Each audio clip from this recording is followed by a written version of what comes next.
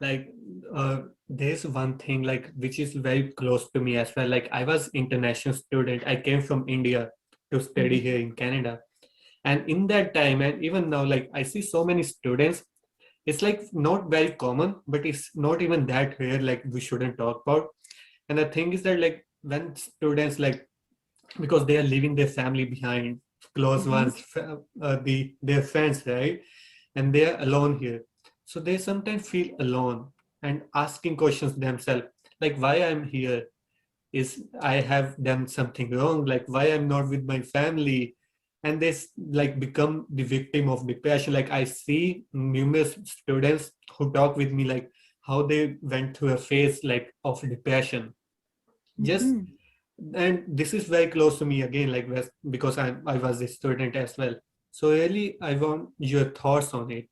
What you think is that how students, especially international students who are leaving their family behind, how they can deal with this situation of depression. Is there any signs like they just don't get into it, or if they are into it, how they can pull themselves back into out of the depression? Yeah, I think the first thing to do is to be able to recognize it. So, are you eating more? Are you Yeah, not motivated anymore? Are you sleeping more? Are you disconnecting from the people that are around you? Are you avoiding calling home? Are you feeling lonely? These are all the kinds of questions that one can ask themselves to see if they're, potentially going through a depression or disconnection. And, I would almost say that there's an element of it that is understandable. When we're leaving our home, it's one thing, but to be leaving your country to come to a completely new country, there's a huge adjustment period there. There's a huge unknown. There's a loneliness in it. So, to go through a difficult time, I would almost think is normal. The question is what do you do about it when you find yourself in that position? So one of the things that I introduce to somebody is when you're going through depression, you are not motivated to do much. So Mhm. you don't want to be social. I don't want to do my work. I don't want Yeah. to eat, or all I want to do is watch TV and eat and do nothing else. Um, you know, I would say do the opposite. So even if you don't want to talk to somebody, push that little bit to get yourself to talk to somebody, even if it's over the phone. If your friends invite you out and you're like, I don't feel like going, get yourself out, because what it does is it opens up the door, an opportunity to feel something else other than that low, other than that nothingness. Yeah. So you have to be intentional and to get yourself out there. I know for me, when I'm having a really rough day or a really down day, I'll actually intentionally go out there and do something really nice for somebody else, because just watching their joy or watching them be happy makes me happy. Like that's the way I work. So I know that that works for me, and I will do that, especially when I'm having those really low days. I will go and do that. And that could be as simple as, going through a drive through, getting a coffee and paying for the next guy. Then I'll drive around and I'll just park myself and look at the kids or whoever I just bought whatever they bought, and I paid for it, and I just watch them be happy or smile, and it's really nice, right? But that's me. Like it takes little things like that to kind of boost my energy a little bit. But look for ways to boost the energy. Like in my talks that I give, I talk about emotions, and we're so quick to label emotions as either negative or positive. And I would love for people to get that out of their heads, because emotions are not good emotions and bad emotions. They all have a purpose and a function. So when you're sad, there's a reason why you're sad. If you're angry, there's a reason why you're angry. If you're happy, there's a reason why you're happy. So the point is that don't label it as good or bad, but rather get to know, does this emotion boost me or does this emotion deplete me Mhm. energy wise? And then when you feel you're having a lot of those emotions that are depleting, make an effort to experience the emotions that renew you instead. And that by understanding emotions, the power of emotions in that way, you're able to assume a little bit more control. That when I'm feeling sad and angry, and I know those are heavy emotions that tend to deplete my energy, I'm on purpose going to go out there to feel emotions like gratitude or kindness or love, because they make me feel better and they boost my energy.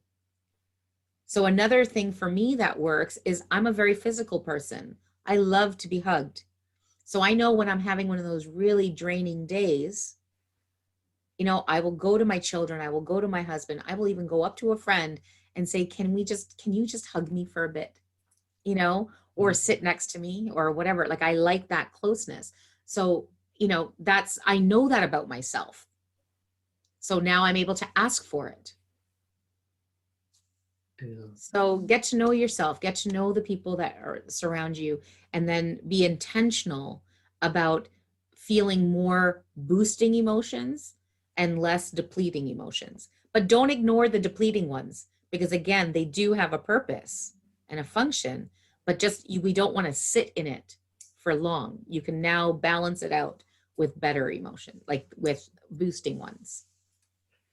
And Sajel, like when you find yourself into those heavy emotions, happy, sad, is it like important to identify what are the things making you happy or what are the things making you sad? So maybe like in future when you are feeling sad, you know, like these are some things I can do now, like minor things which can make me happy now.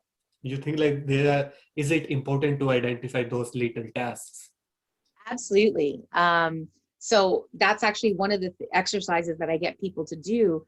Is part of the reflecting piece is to note what works for you and what doesn't, because then that becomes your resiliency toolkit.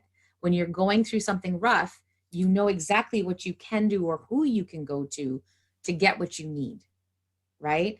So during those reflective moments, use your reflection time to get to know yourself better and note what works for you. And you can all do that even today, sitting right here today on a piece of paper. Think about a time when you went through something really rough or tough, when you went through a very challenging time. What was it that really helped you overcome that struggle? Mhm.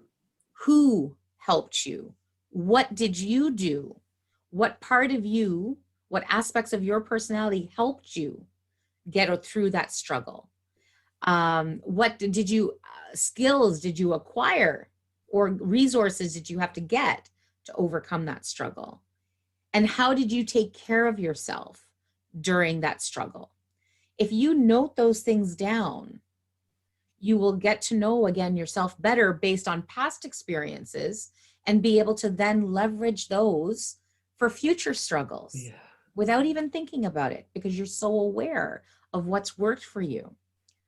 The next step in that exercise would be able to identify what could I have done, or who could I have contacted, or what could I have accessed that would have helped that struggle, past that struggle even faster or better. Mhm. Like, what didn't I do? And identifying those, because then if you're conscious of what you could have done more of, you can use it the next time you're going through a struggle.